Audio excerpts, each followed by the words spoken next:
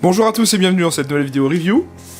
Et aujourd'hui je vous retrouve pour une présentation d'une réplique de chez Rossi. Alors c'est une vidéo un petit peu spéciale parce qu'en fait j'ai été contacté par Rossi, qui est un fabricant de répliques d'Airsoft, pour essayer des répliques de chez eux. Ils m'ont proposé de choisir un modèle qui pourrait éventuellement m'intéresser, et en ayant vu leur catalogue, j'ai bien aimé en tout cas visuellement une de leurs répliques, et nous allons découvrir ensemble aujourd'hui ce que ça vaut. Alors pour commencer, on a le droit à une superbe boîte, bien illustrée je trouve, la marque du fabricant, le nom de la gamme de la réplique, donc là on est sur la série Neptune. Donc en fait Rossi ils ont une particularité, c'est que toutes les gammes de leurs répliques d'Airsoft portent des noms d'opérations militaires. Là, par exemple, aujourd'hui, la réplique que je vais vous présenter, c'est la Neptune, pour l'opération Neptune Spear. C'est entre autres l'opération qui a permis l'élimination de Oussama Ben Laden, hein, donc bon. Donc si vous souhaitez plus d'infos là-dessus, je vous invite à chercher ça sur internet. Vraiment, ce qu'il faut retenir, c'est que le nom de leur gamme de répliques, c'est en fonction des opérations militaires américaines. Par exemple, leur série de GBB 1911 porte le nom Red Wings, pour l'opération Red Wings, qui a d'ailleurs inspiré un film qui est excellent et je vous le conseille, qui s'appelle Du sang et des larmes avec Mark Wahlberg. Ça, c'était mon côté un petit peu fanatique cinématographique. Donc la boîte, comme vous l'avez vu, elle est bien présentée. On a la petite poignée de transport sur le dessus et une étiquette nous présentant le produit juste ici. Donc là, en l'occurrence, aujourd'hui, je vous présente la Neptune Marsoc. Alors vous allez vous rendre compte que c'est une des répliques d'M4, comme on en voit plein en ce moment, avec Specna, ESC,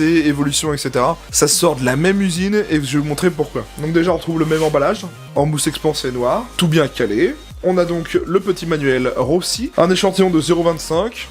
Voilà, donc de la bille.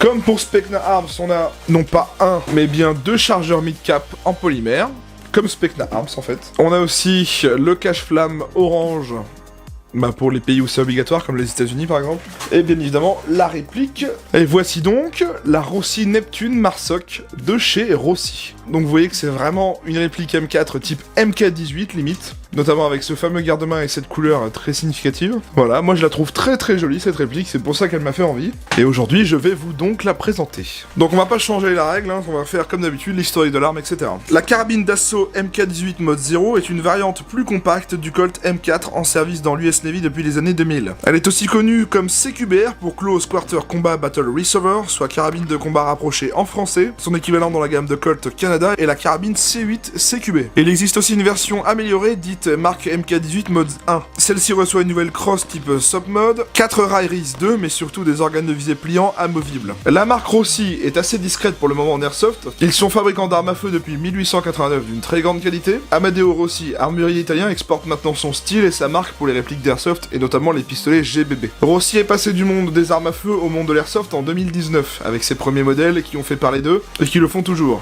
comme par exemple les répliques de la série Red Wings. En 2020 et pour continuer dans sa lancée, Rossi propose sa nouvelle gamme de répliques type M4, Neptune Series. Ces répliques disposent d'une excellente finition externe, comme accord métal, canon externe usiné monobloc, sight en polymère et garde-main fortement inspiré de Daniel Defense. En interne, elle se caractérise par une puissance de 300 fps, une gearbox V2 à détente électronique Rossi, un changement de ressort rapide, un canon de précision en cuivre 275 mm, un usinage CNC, un fusible d'origine et un moteur high speed de 25 000 tours minute. Les répliques de la gamme Neptune sont fournies avec un second chargeur polymère mid-cap de 120 billes, un petit plus pour des répliques de cette qualité.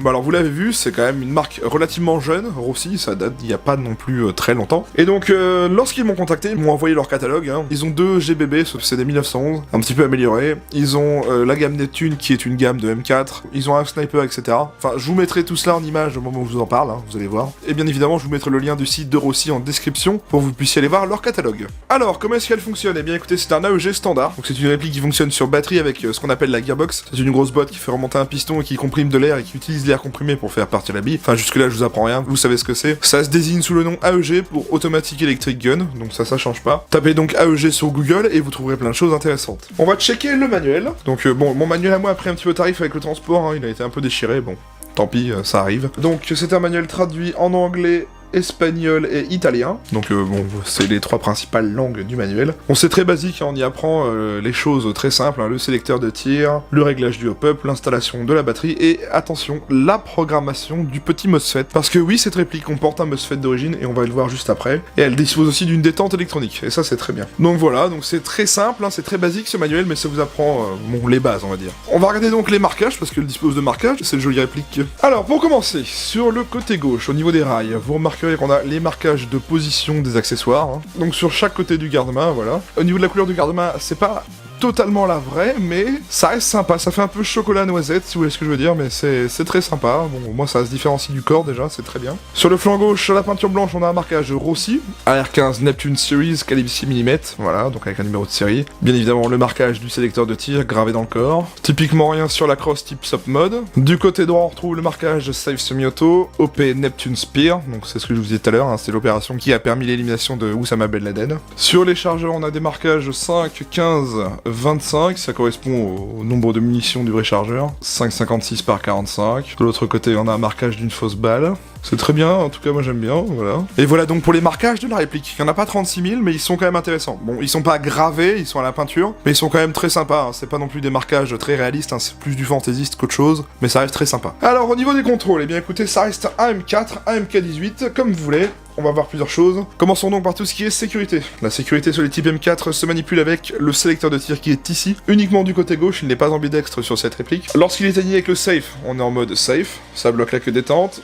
Semi, le mode coup par coup, et auto pour le mode full automatique, donc tir en continu. Très bon point pour la réplique, on trouve à l'attache-sangle un point de chaque côté, gauche et droite, en métal. Le même qu'on trouve sur les types M4 de chez Specna, donc on voit que ça vient de la même usine, on va voir aussi autre chose après. Donc très bien à ce niveau-là. Donc des attaches-sangles ici, par contre on n'en a pas à l'avant. On a une crosse type Sop Mode, réglable sur 6 positions, donc tout simplement en appuyant sur le loquet ici, et en tirant à la longueur souhaitée. Longueur minimale, longueur maximale. L'éjection du chargeur va se faire du côté droit avec le Mac Catch type M4 juste ici. Pas de problème pour l'enlever, aucun problème pour l'insérer, ça change rien. On a des organes de visée d'origine de type flip-up, qu'on va les relever tout simplement en tirant dessus, comme ceci. Donc ils se verrouillent. Pour les replier, on a un petit bouton sur le côté à appuyer, en même temps de les replier. Voilà. Donc l'arrière, lui, est réglable en dérive uniquement avec la molette juste ici. Et à l'avant, c'est la même histoire, on le déplie. Et là, on a juste le guidon qu'on peut rehausser avec l'outil qui n'est pas fourni. Mais on peut le replier aussi comme à l'arrière. Le cache-flamme, il est bel et bien dévissable, il est en métal, donc un cache-flamme un petit peu sympa, type CAC on va dire, ça ressemble à du CAC. Et voilà on retrouve le pas de vis 14 mm CCW classique. Le levier d'armement est bel et bien fonctionnel, il va nous permettre d'ouvrir la trappe de réglage du hop-up, voilà, comme ceci.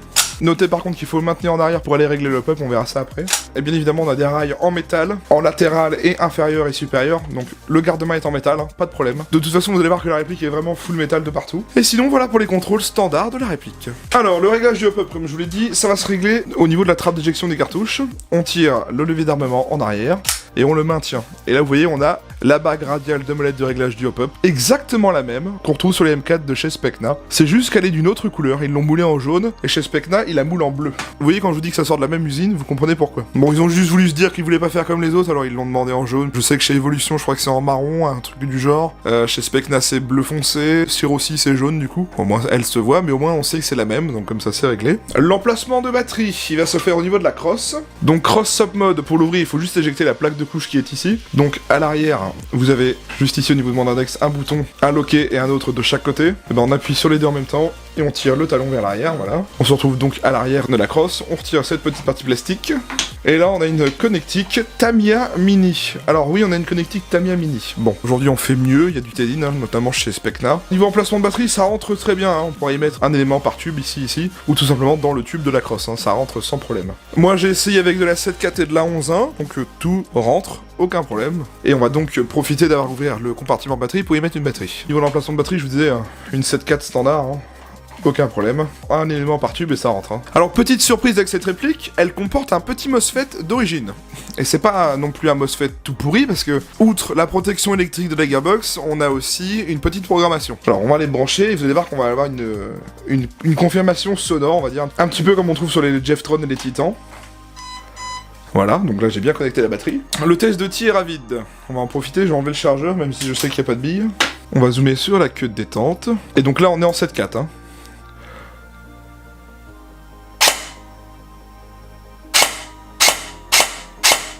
Alors c'est un switch électronique, une queue détente électronique, hein, en gros, on n'a pas de trigger reset mécanique ni rien, donc le tir se fait en fond de course. Là.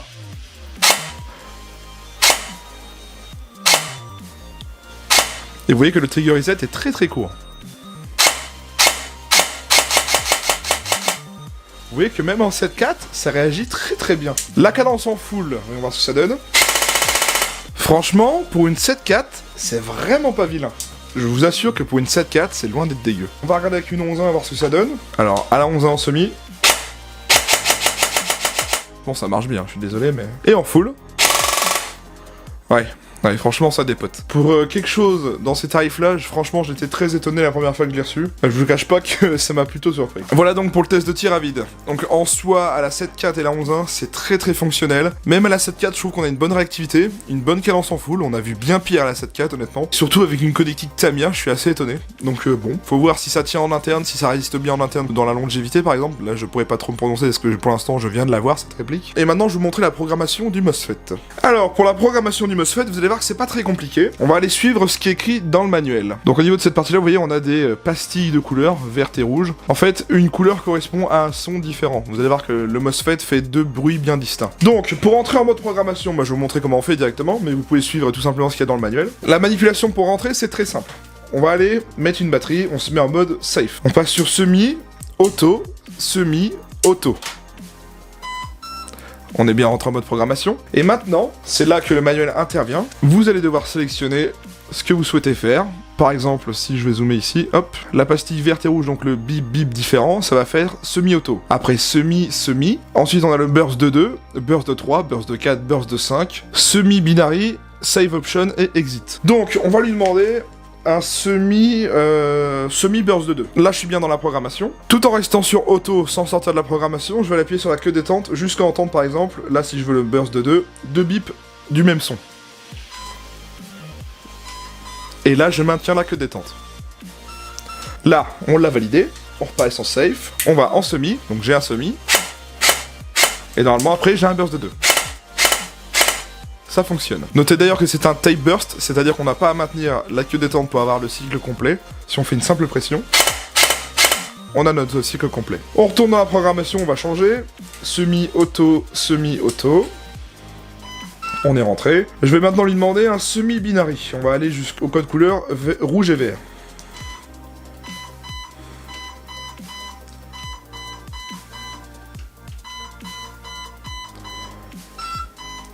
Maintenant, je maintiens.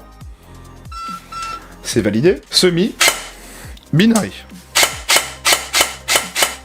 Vous voyez, c'est tout bête. La programmation est vraiment très simple une fois que vous l'avez comprise, hein. Il n'y a absolument rien à faire. Allez, une dernière démo, on va lui demander, allez, un semi-auto pour la remettre d'origine, tiens. Semi-auto, semi-auto.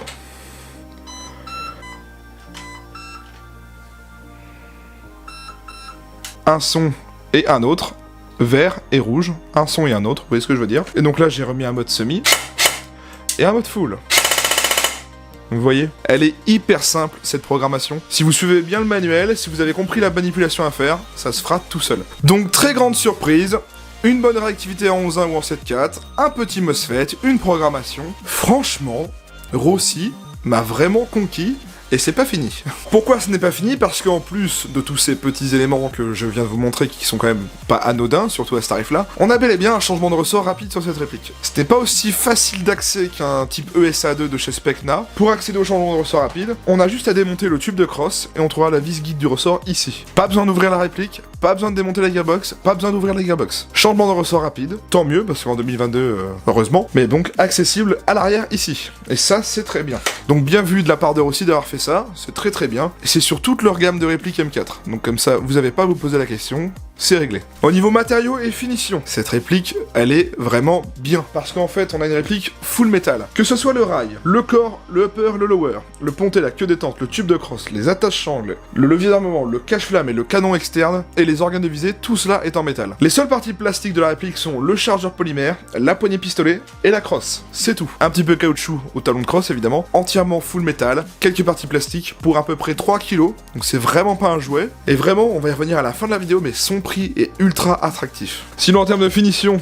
eh bien, vous me direz pas le contraire, ça sort des mêmes usines que Specna et Evolution, et ça se voit, hein, clairement. Bon, certes, le cahier des charges n'est peut-être pas le même que Specna, mais c'est quand même bien assemblé, c'est quand même plutôt joli, je trouve, en externe. Il n'y a pas de traces de moulure, pas de traces de bavure, franchement, c'est très propre. Moi, j'ai été vraiment surpris par cette marque. Faut savoir qu'avant que Rossi me contacte pour faire la vidéo, j'en avais déjà vu une fois dans un shop d'airsoft près de Angers, je sais plus le nom, il y en a qu'un, il est près d'Angers. Petit coucou à lui d'ailleurs si il voit la vidéo, parce que c'est lui qui m'avait présenté cette gamme de répliques Rossi. J'avais pas pu la tester, parce que j'avais pas le temps ce jour-là, mais là, pour l'avoir testé moi-même, j'ai été vraiment conquis par cette petite marque très sympa. Bon voilà, en termes de finition. On va parler des specs de la réplique. Alors c'est une réplique de calibre 6 mm à propulsion AEG, disposant des modes de tir safe, semi, auto, burst et binary. Elle est annoncée par son constructeur à 1 joule, soit 300 fps. Elle pèse 2800 grammes, presque 3 kg. Elle fait une longueur de 720 mm minimum jusqu'à 800 mm maximum. La longueur de son canon interne est de 275 mm et c'est un 6.02 d'origine. Elle dispose bien d'un pas de vis 14 mm CCW. C'est une Gearbox version 2 avec changement de ressort rapide. Son chargeur est un mid-cap en polymère de 120 billes. Elle est fabriquée entièrement en métal et polymère. Elle ne dispose pas du blowback. Elle dispose bien du hop-up réglable. Elle dispose bien d'un petit MOSFET d'origine. C'est une connectique mini Tamiya et c'est fabriqué par Rossi. Bien, on a fait le tour de la réplique. On va aller au test chronie et au test de tir et je vous retrouve juste après.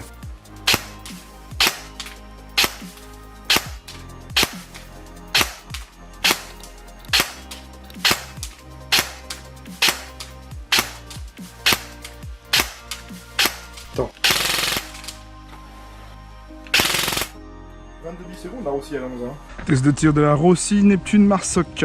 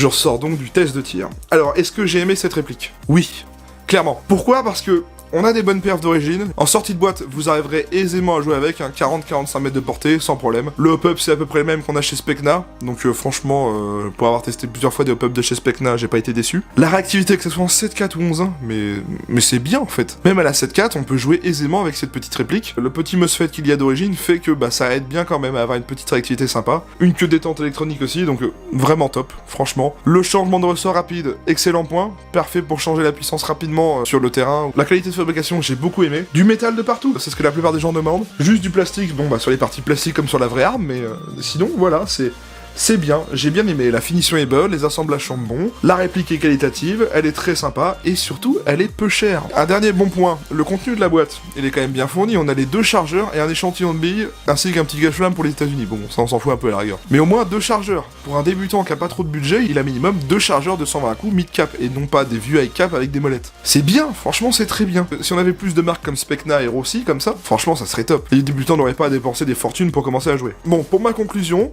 j'ai vraiment apprécié cette réplique, j'ai vraiment bien aimé, et en plus, si vous êtes fan des MK18 comme moi, ok, c'est pas un rail Daniel Defense, il y a pas des marquages Daniel Defense, mais ça s'en rapproche quand même très fortement. Si vous aimez les MK18, et que vous cherchez un MK18 full metal, pas trop cher, avec des bonnes perfs et un petit MOSFET d'origine, franchement ça peut clairement être une bonne opportunité, je suis désolé. Il y a tout pour plaire, MOSFET, changement de ressort, full metal. Voilà, moi j'ai été vraiment très conquis par cette petite marque. Parlons maintenant du tarif. C'est là que c'est le gros point fort de cette réplique. La moyenne en France de cette réplique, c'est les 300 €. Sachant que j'ai vu un vendeur français la vendre 250 €. Et franchement, pour une réplique aussi bien garnie, c'est vraiment pas dégueu. Je vous assure que c'est vraiment pas dégueu, 250 €, full metal, MOSFET, changement de ressort, 2 chargeurs. C'est le prix où je l'ai vu sur un shop français à l'heure actuelle où je fais la vidéo. Sinon, en moyenne, c'est 300, 330, ça varie un peu. Mais le moins cher, c'est 250 €. Voilà. Donc c'est vraiment très attractif comme prix. Et vraiment pour une réplique de cette qualité, c'est top. Bien, je remercie beaucoup Rossi qui m'a contacté et qui m'a permis de vous faire la vidéo review de cette réplique. Merci beaucoup à eux. Je vous mets le lien de leur site en description, je vous invite à aller voir leur page Facebook et leur page YouTube. Ils disposent de tout cela, bien évidemment, je vous mets tous les liens en description, bien sûr, vous n'avez pas à chercher. Merci encore une fois à eux pour cette opportunité. Ça fait vraiment plaisir de pouvoir tester des nouvelles marques qui en plus sont très sympas. Je vous invite donc à venir vous abonner à ma chaîne YouTube, pensez bien à activer la cloche des notifications, c'est le meilleur moyen de suivre les vidéos qui sortent et celles qui sortiront. C'est pour ne rien louper de l'actualité YouTube entre guillemets, donc faites-vous plaisir. Abonnez-vous, c'est gratuit. Vous pouvez aussi me retrouver sur ma page Facebook, c'est une page où j'y poste des choses hors vidéo, des annonces de concours, des posts communautaires, des photos, tout ce que vous voulez, voilà. Donc c'est vraiment pour suivre l'actualité hors vidéo cette fois. Vous pouvez également mettre un pouce bleu à cette vidéo, ça me permet de voir si le contenu vous a plu ou non. N'hésitez pas à me dire ce que vous avez pensé de cette réplique, n'hésitez pas à me dire ce que vous pensez de la marque Rossi, si vous soyez éventuellement prêt à acheter cette réplique ou à sauter le pas à essayer Rossi. C'est toujours sympa d'avoir votre avis. N'oubliez pas que je réponds aux commentaires, donc si vous avez une question, n'hésitez pas à me poser une question en dessous, c'est fait pour ça. Vous pouvez également me rejoindre sur mon serveur Discord, c'est un serveur qui est totalement gratuit, le lien est en description. Vous avez juste à vous présenter à l'entrée du serveur et vous y aurez accès, donc pas de problème là-dessus. Bien, merci à tous d'avoir regardé cette vidéo. Je vous retrouve mardi soir pour une prochaine vidéo review. Bonne partie à tous ceux qui vont jouer ce week-end. Pour les autres, profitez bien du week-end. Et je vous retrouve mardi prochain. Allez, salut à tous.